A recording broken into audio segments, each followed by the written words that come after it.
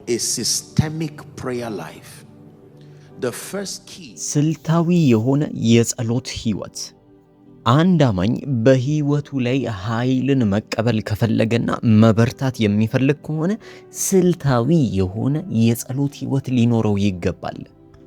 ዛሬ ትኩረት እንድታደርጉ የምፈልገው ስልታዊ የሚለው ላይ ነው። አያችሁ፣ የጸሎት ህይወታችሁን ስልታዊ የማታደርጉት ከሆነ ለብዙ ነገሮች ተጋላጭ ልትሆኑ ትችላላችሁ። ጸሎታችሁም እንደሚገባው ኃይል አያገኝም። ይኸውላችሁ በደንብ ተመልከቱኝ። መጽሐፍ ቅዱሳችን በሐዋርያት ሥራ ምዕራፍ 3 ቁጥር 1 ላይ አንድ ነገር ይነግረናል። ጴጥሮስና ዮሐንስ ወደ ቤተ መቅደስ ለጸሎት እንደሚሄዱ ያሳየናል። ቁጥር 1 ላይ ግን በደንብ ልብ ብላችሁ እንድትመለከቱት የምፈልገው ነገር አለ። እንዲህ ይላል፣ ጴጥሮስና ዮሐንስም በጸሎት ጊዜ በ9 ሰዓት ወደ መቅደስ ይወጡ ነበር ይላል። አያችሁ፣ ስልታዊ የሆነ የራሳቸው የሚጸልዩበት የታወቀ ጊዜ ነበራቸው። እስኪ አንድ ጊዜ ሁላችሁም የጸሎት ሰዓት በሉ። አዎ፣ የጸሎት ሰዓት። አያችሁ፣ እነዚህ ደቀ መዝሙሮች በህይወታቸው ውስጥ አንድ የተለማመዱት ስነ ስርዓት አለ። እርሱም የግላቸው የሆነ የጸሎት ጊዜ ነበራቸው። አያችሁ፣ በህይወታችሁ ውስጥ የራሳችሁ ለጸሎት ብላችሁ ብቻ የምትሰዉት በቀን ውስጥ የሚያስፈልጋችሁ የሆነ ጊዜ አለ። አያችሁ፣ ብዙ አማኞችና ክርስቲያኖች ይጸልያሉ፣ ነገር ግን የራሳቸው የሆነ የተወሰነ የሚጸልዩባት ጊዜ የለችም። አያችሁ፣ እንዲሁም ልክ እንደ ክርስቲያን የተወሰነ ልምምድ አለን። እርሱም ልክ የሆነ አደገኛ ጊዜ ላይ ስንሆን፣ ኑሮ ሲከብደን፣ ነገሮች ሳይመቻቹ ሲቀሩ ወዲያውኑ ጭንቅላታችን ወደ ጸሎት መግባት እንዳለብን ያስጠነቀቀንና በቃ ያኔ የችኮላና የግድያ ጸሎት ብቻ ለማድረግ እንፋለማለን። ከዛ ደግሞ ልክ ከሰማያት ጸሎታችን ተሰምቶ ጥቂት የሆነ መፍትሄ የሚመስል ነገር ሲኖር ወይም ደግሞ እግዚአብሔር ለነገሩ መፍትሄ ሲያበጅለት ወዲያውኑ ጸሎታችንን ትተን ደግሞ እንሄዳለን።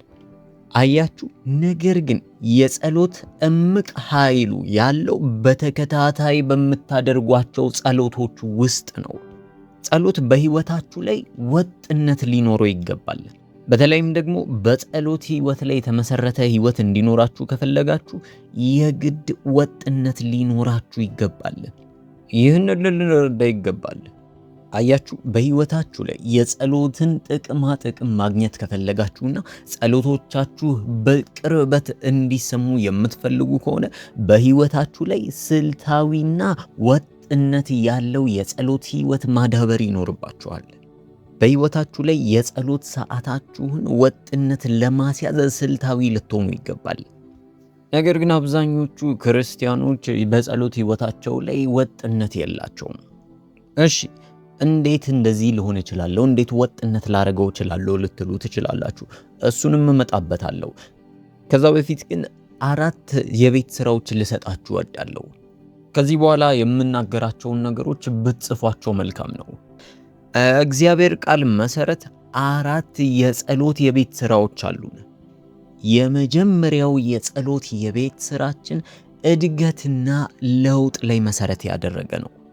ይህ አንዱ የጸሎት ከባድና ከፍተኛ ሚና የሚጫወት የቤት ስራ ነው።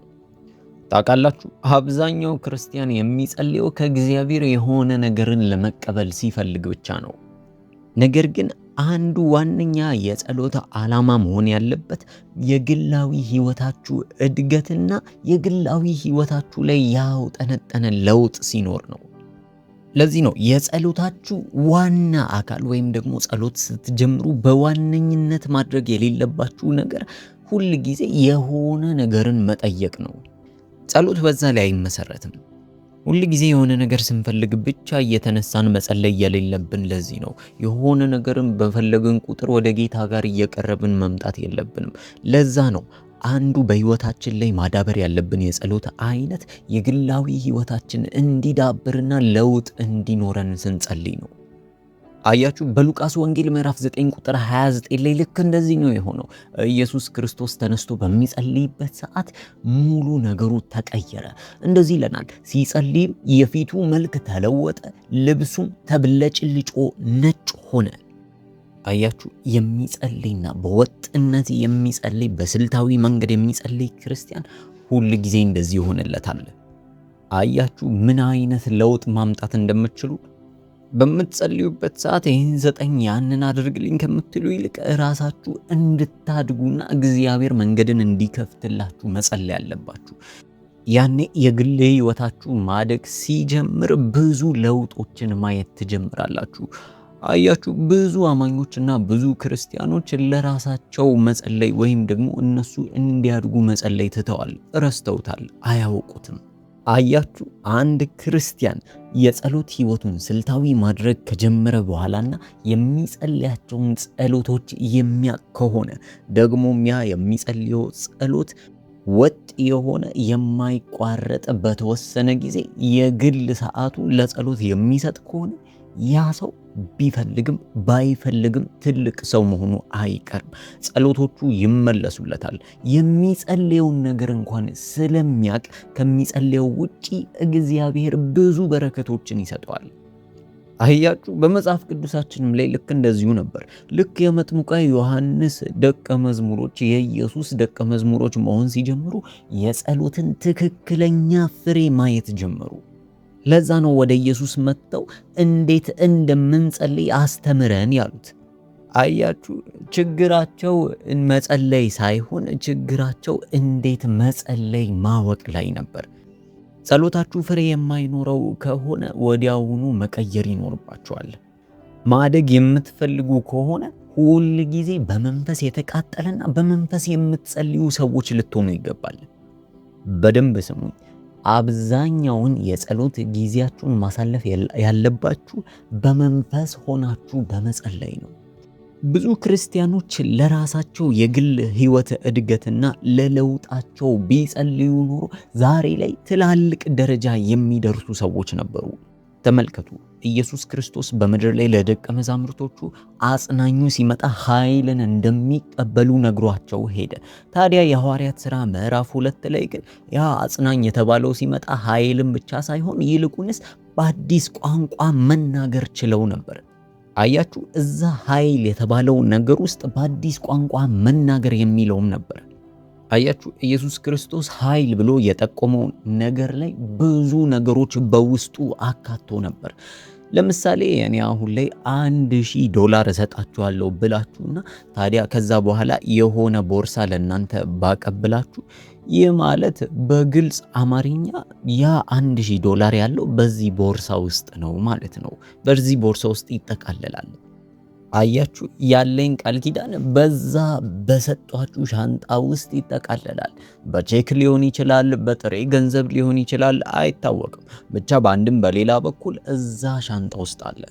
ይህንን ነገሮች በሙሉ እየነገርኳችሁ ያለሁት እናንተ ከመንፈስ ቅዱስ ጋር ተባብራችሁ በህይወታችሁ ውስጥ የጸሎት ህይወታችሁን ማዳበር እንድትችሉና ጸሎታችሁ ወጥነት እንዲኖረው ስለምፈልግ ነው። እመኑ፣ አሁን የምነግራችሁን ነገር በተከታታይ የምታደርጉ ከሆነ አንደኛ ወር፣ ሁለተኛ ወር፣ ሶስተኛ ወር ያለማቋረጥ በወጥነት የጸሎት ጊዜ በህይወታችሁ ላይ ካስቀመጣችሁ እግዚአብሔር በህይወታችሁ ላይ መስራት የሚጀምረውን ድንቅና ተአምራት መመልከት ትጀምራላችሁ። ስለዚህ በዚህ ውስጥ አጠናቁት።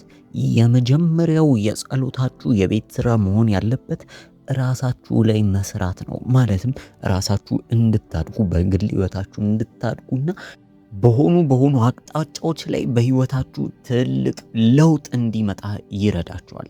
ስለ መጀመሪያው የጸሎት የቤት ስራ ይህንን ካልን ወደ ሁለተኛው የጸሎት የቤት ስራ እንሄዳለን። ሁለተኛው የጸሎት የቤት ስራ የምንጠይቀውን ነገር ወደ ማወቅ እንዲመራን ይጠቅመናል። አያችሁ እግዚአብሔር አምላክ ሰጪ የሆነ አምላክ ነው። የሚያስፈልገንን ነገር እስከ ጠየቅነው ድረስ እግዚአብሔር እምቢ አይለንም፣ አይከለክለንም። ነገሩ ካስፈለገንና ነገሩ እንደሚያስፈልገን የሚያሳምን ከሆነ አይከለክልም። አንድ ነገር ሁሉ ጊዜ ባይምሯችሁ ያዙ።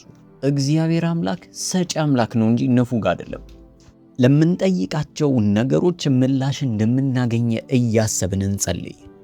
የእግዚአብሔር ቃል በማርቆስ ወንጌል ምዕራፍ 11 ቁጥር 24 ላይ እንደዚህ ይላል፣ ስለዚህ እላችኋለሁ የጸለያችሁትን የለመናችሁትንም ሁሉ እንዳገኛችሁት እመኑ ይሆንላችኋልም ይለናል።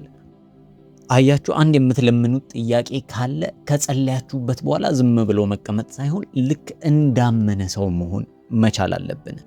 መጽሐፍ ቅዱሳችን በሌላ ቦታ በማቴዎስ ወንጌል ምዕራፍ 7 ቁጥር 7 ላይ ጠይቁ ታገኛላችሁም ይለናል። የሚለን ምነው ሁሉ ይቀበላልና የሚፈልገውንም ያገኛል፣ መዝጊያንም ለሚያንኳኳ ይከፈትለታል ይላል። አያችሁ፣ ጸሎት ለተወሰኑ ሰዎች ወይም ደግሞ ለሆኑ ለበረቱ ሰዎች፣ ለደከሙ ሰዎች ሳይሆን ለሚለምን ሁሉ የሚሰራ ትልቅ መሳሪያ ነው። አንዳንዶች ሳይሆን ለሚለምኑ ሁሉ። እሺ በደንብ አዳምጡ። የመጀመሪያው የተሰጣችሁ የቤት ስራ ስለ ራሳችሁ እድገትና ስለ ለውጣችሁ መጸለይ ይሆናል። ሁለተኛው ጸሎት ደግሞ ልክ እንደሚያገኝ ሰው አምናችሁ መጸለይ ነው። ሶስተኛው የቤት ስራ የሚሆነው ደግሞ የጸሎት ህይወታችሁን ለማስተካከል ወይም ወጥ ለማድረግ የበለጠ የጠነከረ ነው። ምክንያቱም ይህ ደግሞ እውነታው ወይ ደግሞ ህይወታችሁ ላይ ያለ ነገርን ማነቃነቅ የሚችል ነው። ሁል ጊዜ ጸሎት በምትጸልዩበት ሰዓት የእግዚአብሔርን ቃል መናገር። አያችሁ፣ አንዳንድ ጊዜ እግዚአብሔርን ይህን አርግልኝ ያንን አርግልኝ ከማለት ባለፈ የእግዚአብሔርን ቃል በህይወታችን ላይና በጸሎታችን ውስጥ ማወጅና መናገር አስፈላጊ ነው። የእግዚአብሔርን ቃል በህይወታችሁ ላይ ማወጅ ስትጀምሩ ያኔ ትንቢትን መናገር ትጀምራላችሁ። አያችሁ፣ ነገሮችን በቀላሉ ማስኬድ መቻል አለባችሁ። ጸሎት ትግል አይደለም። ጸሎት ከሰማይ ጋር መገናኘት ነው። እውነተኛ የጸሎትን ኃይል ማወቅ ከፈለጋችሁ የመጽሐፍ ቅዱስ ጥቅሶችን እወቋቸው። ከዛ በኋላ በምትጸልዩበት ሰዓት ያንን ጥቅስ እየጠቀሳችሁ በኃይል ጸልዩ። ያኔ እጅግ በጣም ጠንካራ ኃይል ከውስጣችሁ መውጣት ይጀምራል። በዚህ መልኩ በተለያየ መንገድ ወደ እናንተ የሚመጣ የጠላት ፍላጻ ካለ ወይም ደግሞ የምትገቡበት መጥፎ ነገር ካለ ወዲያውኑ ህይወታችሁ ሌላኛውን መስመር መያዝ ይጀምራል።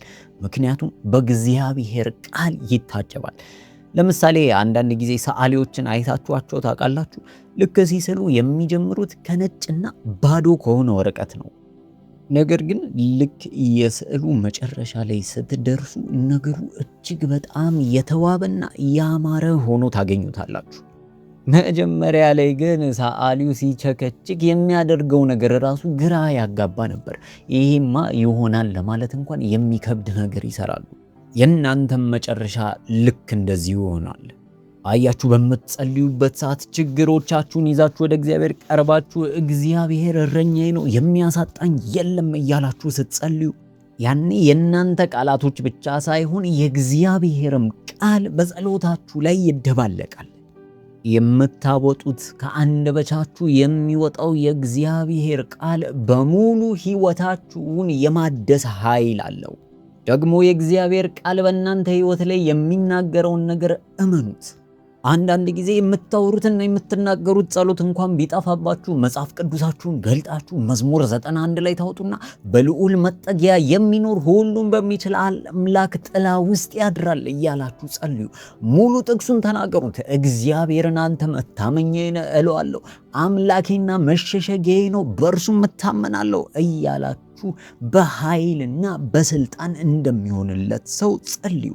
ወገኖቼ፣ እነዚህ የምነግራችሁ ነገሮች በህይወታችሁ ላይ የእግዚአብሔር ሞገስ በእናንተ ላይ እንዲሆን የሚጠቅሟችሁ ነገሮች ናቸው።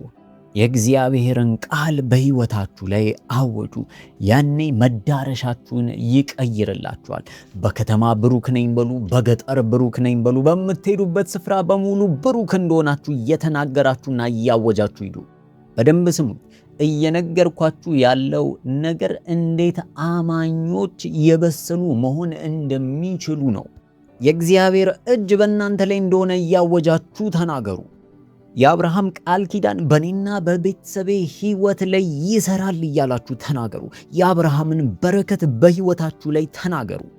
አብርሃም ዘሩን እንደሚባረክ እንደተናገረው በኢየሱስ ስም እግዚአብሔር የኔን ዘር ይባርኳል እያላችሁ ተናገሩ። አሁን የምነግራችሁ ነገር እኔ የማምንበትና እስከ ዛሬ ድረስ በህይወት ዘመኔ የተከተለኝ ጸጋና የጸሎት ሚስጥር ነው። አያችሁ፣ በመጽሐፍ ቅዱስ ላይ የተጻፉት ትንቢቶች በሕይወታችሁ ላይ እንዲሰሩ ከፈለጋችሁና የመጽሐፍ ቅዱስ በረከቶችን እንዲያገኟችሁ የምትፈልጉ ከሆነ የእግዚአብሔርን ቃል መረዳት መጀመር አለባችሁ። አያችሁ፣ እግዚአብሔር አምላክ ሁል ጊዜም ቢሆን ለቃሉ ታማኝ የሆነ አምላክ ነው። አስተውሉ። የእግዚአብሔር ታማኝነት ለቃሉ እንጂ እናንተ ለምትፈልጉትና ላማራችሁ ነገር አይደለም። አያችሁ፣ ለዚህ ነው ፍላጎታችሁን በመጽሐፍ ቅዱስ ውስጥ አዋህዳችሁ የእግዚአብሔርን ቃል ካላችሁበት ሁኔታ አንጻር መናገር ያለባችሁ። እግዚአብሔር የእናንተ ፍላጎት ስለሆነ ብቻ ሳይሆን እግዚአብሔር ቃሉን ስለሚያከብር ጸሎታችሁ ይመለሳል። ለዚህ ነው ብዙ ችግሮች ሲመጡባችሁ፣ ሰዎች በእናንተ ላይ ሲነሱባችሁ በአጠገቤ 1000 በቀኝም 10,000 ይወድቃሉ ወደ አንተ ግን አይቀርብም እንዳልከው እያላችሁ እየተናገራችሁ መጸለይ ያለባችሁ። አስተውሉ። እግዚአብሔር አምላክ የተናገረውን ነገር ይፈጽማል። ታማኝ አምላክ ነው። ለዚህ ነው ዘፍጥረት ምዕራፍ 21 ከቁጥር 1 ጀምሮ ከተመለከታችሁ እንዲህ ይላል፣ እግዚአብሔርም እንደተናገረው ሳራን አሰበ። ይቀጥልና እግዚአብሔርም እንደተናገረው ለሳራ አደረገላት ይላል።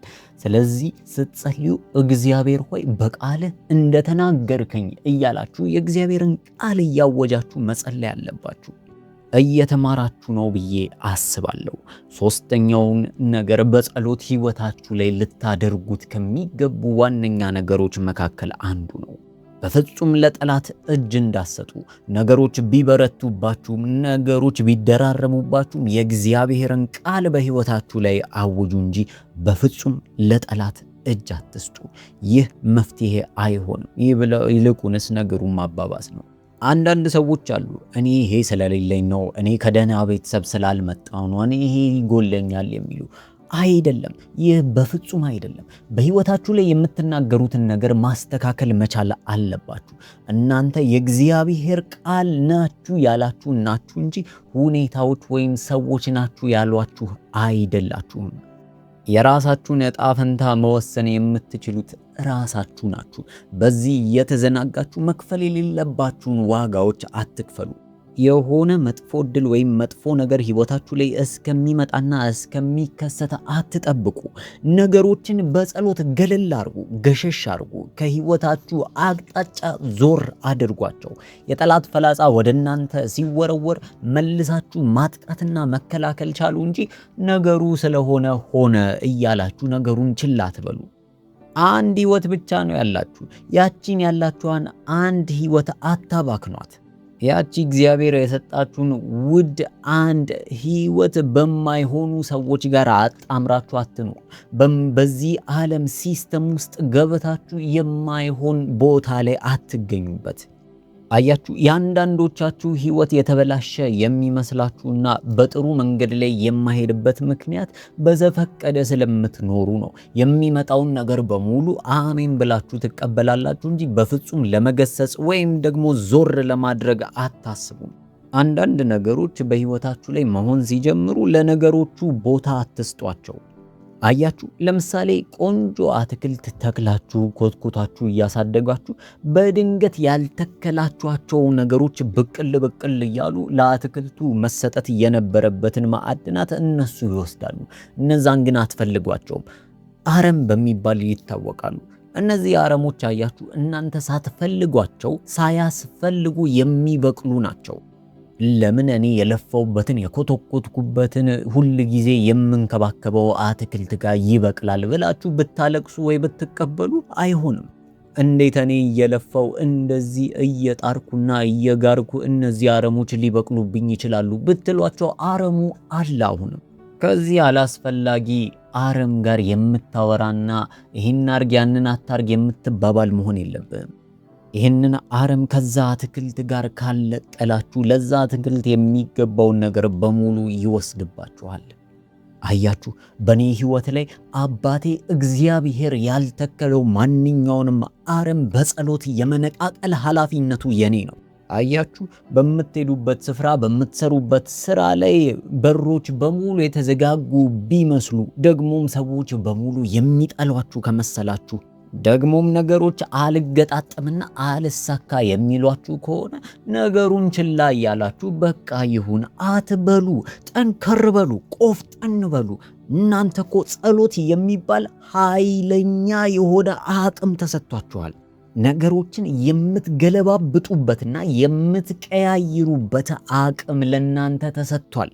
በነገራችሁ ላይ እጃችሁን እየዘረጋችሁ በጌታ በኢየሱስ ስም እያላችሁ እየገሰጻችሁ መጽሐፍ ቅዱሳችሁን ከፍታችሁ የእግዚአብሔርን ቃል ተናገሩበት። በሕይወታችሁ ላይ የእግዚአብሔርን ቃል አውጁበት። ይኸውላችሁ የእግዚአብሔር ቃል በያዕቆብ መልእክት ምዕራፍ 5 ቁጥር 13 ላይ እንዲህ ብሎ ያዘናል። ከናንተ መከራን የሚቀበል ማንም ቢኖር እርሱ ይጸልይ ይለናል። ውጊያችሁን በጸሎት ተዋጉ እንጂ አትልፈስፈሱ። ነገሩ በእናንተ አቅም የማይቻል ከመሰላችሁና እናንተ ደካማ እንደሆናችሁ የሚሰማችሁ ከሆነ ቁጥር 14ን አንብቡት። ከእናንተ የታመመ ማንም ቢኖር የቤተ ክርስቲያን ሽማግሌዎችን ወደ እርሱ ይጥራ፣ በጌታም ስም እርሱን ዘይት ቀብተው ምን ይላል? ይጸልዩለት ይለናል። አያችሁ፣ የመጨረሻ የክርስቲያን አቅም ምንድን ነው ካላችሁ ጸሎት ይባላል። በጸሎታችሁ ነገስታትን መነቅነቅ ትችላላችሁ። ይህንን የእግዚአብሔር ቃል ሁል ጊዜ በሕይወት ዘመናችሁ እንዲከተላችሁ አድርጋችሁ አጥኑ።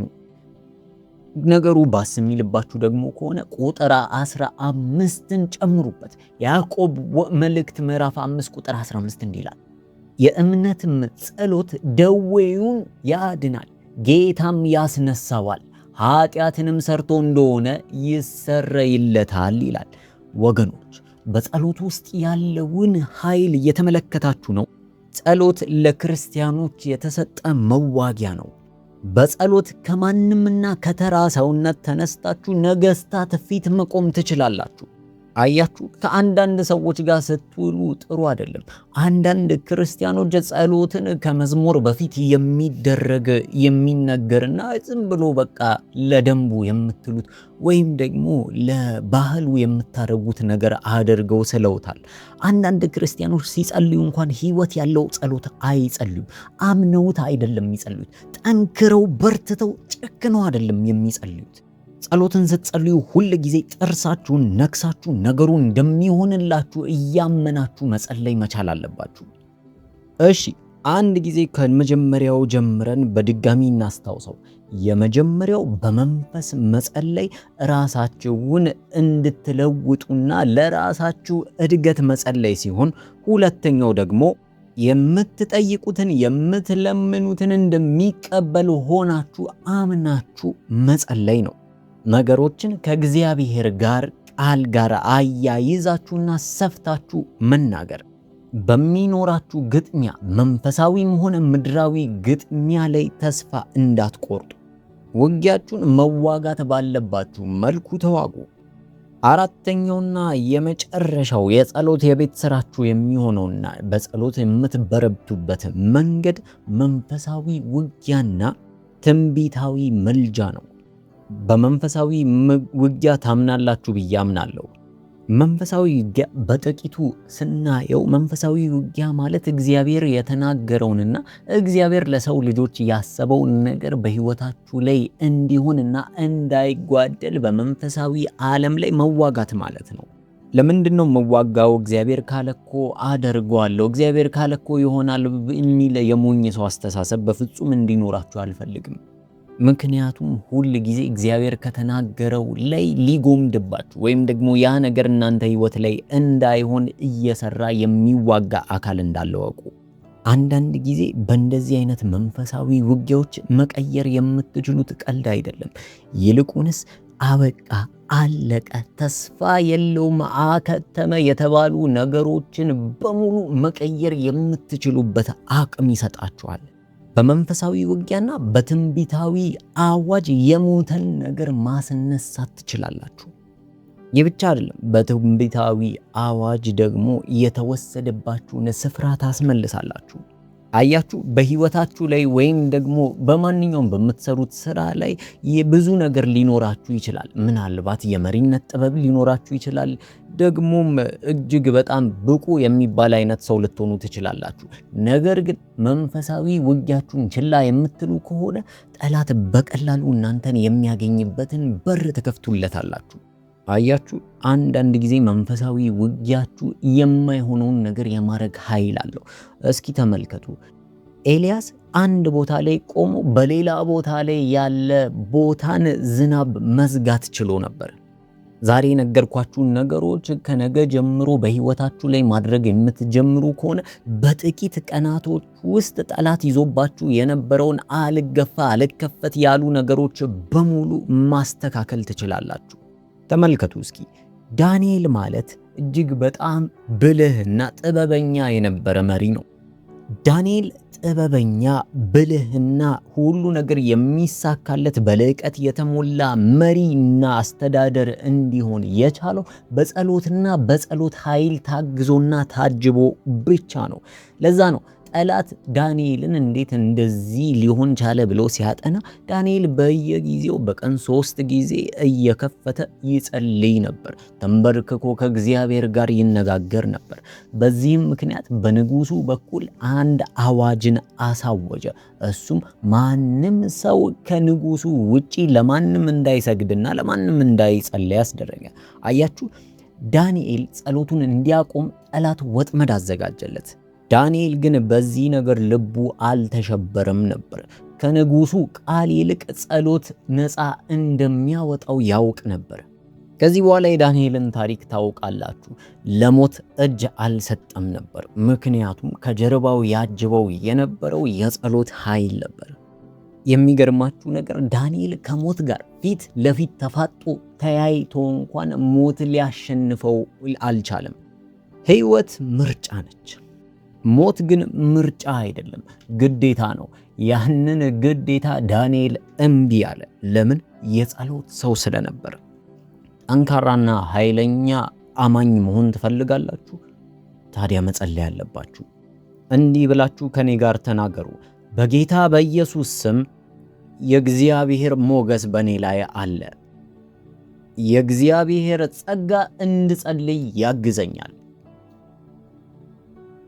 አንድ ጊዜ ድገሙት። በጌታ በኢየሱስ ስም የእግዚአብሔር ሞገስ በኔ ላይ አለ። የእግዚአብሔር ጸጋ እንድጸልይ ያግዘኛል። ለሚቀጥሉት 1 ደቂቃ አብረን ጸልየን እናበቃለን። ነገር ግን የጸሎት ህይወታችሁ ከዚህ በኋላ እየተቀጣጠለና እያማረበት እንደሚመጣ ተስፋ አደርጋለሁ። እነዚህን 4 የጸሎት መርሆች በህይወታችሁ ላይ አስቀድማችሁ ተከተሉ። Can you pray in the Spirit in 1 minute before we continue? In the name of Jesus.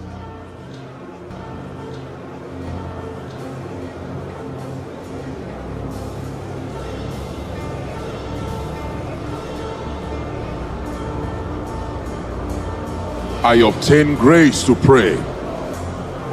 I obtain grace to pray. I obtain grace to pray. Prayerlessness, you let me go in the name of Jesus. Prayerlessness, you let me go in the name of Jesus.